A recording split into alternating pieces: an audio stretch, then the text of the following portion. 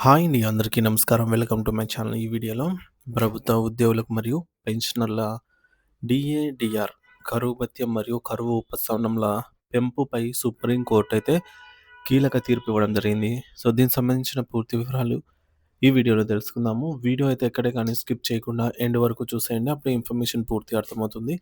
అలాగే వీడియో చూస్తున్న ప్రతి ఒక్కరు వీడియోకి లైక్ చేయండి ఫ్రెండ్స్. ఈ వీడియోని తోటి ఉద్యోగ పెన్షన్ మిత్రులతో అయితే షేర్ చేయండి. కొత్తగా మన ఛానల్ చూస్తున్నవారు ఇంకా ఎవరైనా సబ్స్క్రైబ్ చేసుకున్నట్లయితే వెంటనే మన ఛానల్ సబ్స్క్రైబ్ చేసుకోండి. సో, దీని ద్వారా నేను చేసే లేటెస్ట్ వీడియోస్ అన్నీ మీ వరకు రీచ్ అవుతాయి. ఇక ఆలస్యం చేయకుండా వివరాల్లోకైతే వెళ్ళిపోదాము. ఫ్రెండ్స్, ఇక విషయానికొచ్చినట్లయితే 2026వ సంవత్సరం ఫిబ్రవరి 5వ తేదీన భారత సర్వోన్నత న్యాయస్థానం సుప్రీం కోర్టు పశ్చిమ బెంగాల్ ప్రభుత్వం మరియు అక్కడి ప్రభుత్వ ఉద్యోగుల సమాఖ్య మధ్య దశాబ్ద కాలంగా నలుగుతున్న కరువు భత్యం డీఏ వివాదంలో ఒక అద్భుతమైన మరియు చారిత్రాత్మక తీర్పును వెలువరించింది. ఈ తీర్పును కేవలం ఒక రాష్ట్రానికి సంబంధించినదిగా చూడలేము. ఎందుకంటే దేశవ్యాప్తంగా అనేక రాష్ట్ర ప్రభుత్వాలు తమ ఉద్యోగుల పట్ల అనుసరిస్తున్న మొండి వైఖరికి ఇది ఒక గట్టి చెక్ పెట్టింది. సాధారణంగా చాలా రాష్ట్రాల్లో ప్రభుత్వం మారినప్పుడల్లా లేదా ఆర్థిక ఇబ్బందులున్నాయనే సాకుతో ఉద్యోగులకు రావాల్సిన డీఏలను 6, 7 వాయిదాల వరకు పెండింగ్‌లో పెట్టడం మనం చూస్తూనే ఉన్నాం. చివరకు కేరళ వంటి రాష్ట్రంలోని వామపక్ష ప్రభుత్వం కూడా డీఏ అనేది ఉద్యోగుల హక్కు కాదు, అది హైకోర్టులో సో, ఉద్యోగుల హక్కు కాదని హైకోర్టులో వాదించే స్థాయికి వెళ్లడం విచారకరం. ఇలాంటి పరిస్థితుల్లో సుప్రీంకోర్టు ఇచ్చిన ఈ తీర్పు ఒక మార్గదర్శకంగా అయితే నిలుస్తుంది.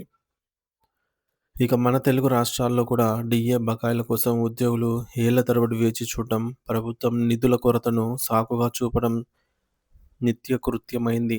ఒకానొక సందర్భంలో ఒక రాష్ట్ర ముఖ్యమంత్రి బహిరంగ వేదికపైనే "నన్ను కోసుకు తింటారా" అని మాట్లాడడం రాజకీయంగా ఏ పార్టీ అయినా కావచ్చు, కానీ చట్టం ముందు అందరూ సమానమేనని సుప్రీంకోర్టు స్పష్టం చేసింది.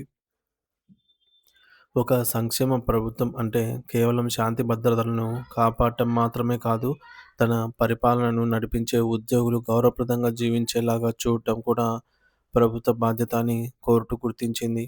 ఉద్యోగులంటే కేవలం పనివారు కాదు, వారు ప్రభుత్వంలో అంతర్భాగం. వారు సమాజంలో తలెత్తుకొని బతకాలి అంటే వారికి ఇచ్చే వేతనం పెరిగిన ధరలకు అనుగుణంగా ఉండాలి.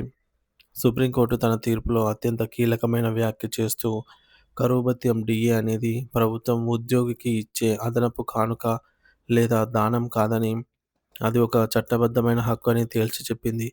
5 ఏళ్లకో, 10 ఏళ్లకో ఒకసారి పే కమిషన్ వేసి జీతాలు పెంచినప్పుడు ఆ రోజు ఉన్న ధరల ప్రకారం జీతం నిర్ణయిస్తారు. కానీ ఆ తర్వాత రోజు రోజుకు పెరిగే ద్రవ్యోల్బణం వల్ల నిత్యావసర వస్తువుల ధరలు ఆకాశాన్ని తాకుతుంటాయి. ఆ ధరల పెరుగుదల నుండి ఉద్యోగిని రక్షించి అతను కనీస జీవన ప్రమాణాలు అంటే నాణ్యమైన ఆహారం, దుస్తులు, వైద్యం మరియు నివాసం వంటి సౌకర్యాలను పొందగలిగేలాగా చేసే సాధనమే డీఏ. ధరల సూచి పెరిగినప్పుడు దానికి అనుగుణంగా డీఏ పెంచడం ప్రభుత్వం విధి. ఒకవేళ ధరలు పెరిగితే తగ్గించండి, కానీ పెరిగినప్పుడు ఇవ్వకుండా ఆపడం రాజ్యాంగ విరుద్ధమని కోర్టు అభిప్రాయపడింది. ఈ కేసు చరిత్రను ఒకసారి పరిశీలిస్తే పశ్చిమ బెంగాల్ ప్రభుత్వం 2006 నుంచి వేతన సవరణ చేయాల్సి ఉండగా 2008లో 5వ పే కమిషన్ వేసింది. 2009లో revision of pay and allowances ROPA rules పేరుతో కొత్త నిబంధన తీసుకొచ్చింది. అంతకు ముందు వరకు కేంద్ర ప్రభుత్వం ఎలాగైతే all India consumers price index ప్రకారం డీఏ ఇచ్చేదో అదే పద్ధతిని రాష్ట్రం కూడా అనుసరించేది. కానీ 2009 కొత్త రూల్స్ ప్రకారం కేంద్రం ఇచ్చే డీఏ పద్ధతిని కాకుండా తమ సొంత పద్ధతిని అమలు చేస్తామని రాష్ట్ర ప్రభుత్వం మొండికేసింది. మరి దీనివల్ల ఉద్యోగులకు భారీగా నష్టం వాటిల్లింది. దీంతో ఉద్యోగులు 2016 వరకు ధర్నాలు, పోరాటాలు చేసి చివరకు అడ్మినిస్ట్రేటివ్ ట్రిబ్యునల్ క్యాట్‌ను ఆశ్రయించారు. అయితే దురదృష్టవశాత్తు ట్రిబ్యునల్ మొదట ప్రభుత్వ నిర్ణయాన్ని సమర్థిస్తూ తీర్పునిచ్చింది. దీనిని సవాలు చేస్తూ ఉద్యోగులు కలకత్తా హైకోర్టుకు వెళ్లారు. అక్కడ వారు ఒక బలమైన పాయింట్ లేవనెత్తారు. ఢిల్లీలోని బంగా భవన్‌లో పనిచేసే పశ్చిమ బెంగాల్ ఉద్యోగులకు మరియు ఇతర రాష్ట్రాల్లోని యూత్ హాస్టళ్లలో పనిచేసే తమ రాష్ట్ర ఉద్యోగులకు మాత్రం కేంద్రం ఇచ్చే డీఏ రేట్ల ప్రకారం ప్రభుత్వం డబ్బులు చెల్లిస్తోంది. మరి రాష్ట్రంలో ఉన్న ఉద్యోగులకు మాత్రం ఎందుకు తక్కువ డీఏ ఇస్తున్నారు? ఇది రాజ్యాంగంలోని ఆర్టికల్ 14 ప్రకారం సమానత్వ హక్కును ఉల్లంఘించడమే అవుతుందని వారు వాదించారు. మరి ఈ వాదనను హైకోర్టు ఏకీభవించింది. కేసును తిరిగి పరిశీలించమని ట్రిబ్యునల్‌కు పంపింది. చివరకు ట్రిబ్యునల్ కూడా తన తప్పు తెలుసుకొని అందరికీ ఒకే రకమైన డీఏ ఉండాలని, అది ధరల సూచీకి అనుగుణంగా ఉండాలని తీర్పునిచ్చింది. మరి ఈ తీర్పును రాష్ట్ర ప్రభుత్వం సుప్రీంకోర్టులో సవాలు చేయగా నిన్న అనగా ఫిబ్రవరి 5 తేదీన తుది తీర్పు వచ్చింది. సుప్రీంకోర్టు తన తీర్పులో రాష్ట్ర ప్రభుత్వ ఆర్థిక సాకులేవీ చెల్లవని చెప్పింది. రాష్ట్ర ఆర్థిక ఇబ్బందుల్లో ఉంది అనే మాటలను డీఏ ఆపడానికి కారణాలుగా చూపలేమని, ఒకసారి అది హక్కు అని తెలిసిన తర్వాత చెల్లింపులు జరిపి తీరాల్సిందేనని ఆదేశించింది.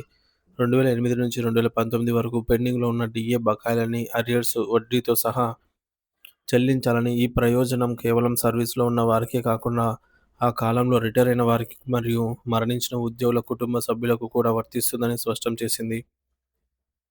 మరి గతంలో ఏదైనా ఇంటీరియం ఆర్డర్ ద్వారా ఎవరికైనా కొంత మొత్తం చెల్లించి ఉంటే దాన్ని ఇప్పుడే ఇప్పుడిచ్చి మొత్తంలో రికవరీ చేయకూడదని, అది అదనంగా ఇవ్వాలని కూడా కోర్టు మానవీయ కోణంలో ఆలోచించి చెప్పింది.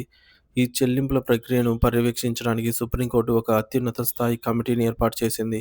ఇందులో గౌరవనీయ రిటైర్డ్ సుప్రీంకోర్టు న్యాయమూర్తి జస్టిస్ ఇందూ మల్హోత్రా గారు అధ్యక్షత వహిస్తారు. ఆమెతో పాటు జార్ఖండ్ హైకోర్టు మాజీ ప్రధాన న్యాయమూర్తి తారాలోక్ సింగ్ చౌహాన్ గారు మరియు గౌతమ్ బిధూరి సభ్యులుగా అయితే ఉంటారు. వీరికి సహాయంగా controller and auditor general (CAG) కార్యాలయం నుంచి ఒక సీనియర్ అధికారి కూడా ఉంటారు. ఈ కమిటీ మొత్తం బకాయిలు ఎంతో లెక్క తేల్చి రాష్ట్ర ప్రభుత్వంతో చర్చించి ఎంత కాలంలో ఈ మొత్తం చెల్లించాలో నిర్ణయిస్తుంది. మరి ఈ కమిటీకి అయ్యే ఖర్చులన్నీ రాష్ట్ర ప్రభుత్వమే భరించాలి మరియు పూర్తి సహకారం అందించాలి. కోర్టు నిర్దేశించిన గడువు ప్రకారం మొదటి వాయిదా చెల్లింపు మార్చి 31, 2026 లోపు పూర్తి కావాలి. ఈ చెల్లింపులు జరిపిన తర్వాత కమిటీ తన నివేదికను సుప్రీంకోర్టుకు సమర్పించాల్సి ఉంటుంది. డీఏ క్యాలిక్యులేషన్ అనేది ఖచ్చితంగా all India consumer price index ప్రకారమే ఉండాలని, అయితే దాన్ని ఏడాదికి 2 సార్లు ఇస్తారా లేదా 3 నెలలకు ఒకసారి ఇస్తారా అనేది రాష్ట్రమే నిర్ణయించుకోవచ్చని కోర్టు వెసులుబాటు కల్పించింది. మొత్తానికి 18 ఏళ్ల సుదీర్ఘ న్యాయ పోరాటం తర్వాత ఉద్యోగులకు న్యాయం జరిగింది. ఈ తీర్పు దేశంలోని ప్రతి ప్రభుత్వ ఉద్యోగికి ఒక ధైర్యాన్ని ఇస్తుంది. ప్రభుత్వాలు సంక్షేమ పథకాలకు కోట్లు ఖర్చు చేస్తూ వ్యవస్థను నడిపే ఉద్యోగుల కడుపు కొట్టకూడదని ఈ తీర్పు ద్వారా సుప్రీంకోర్టు ఒక బలమైన సందేశాన్ని అయితే పంపింది. ఈ సంతోషకరమైన వార్తను మీ మిత్రులతో అయితే తోటి ఉద్యోగ మిత్రులతో అయితే ఈ వీడియోని షేర్ చేయండి friends. Thank you for watching this video.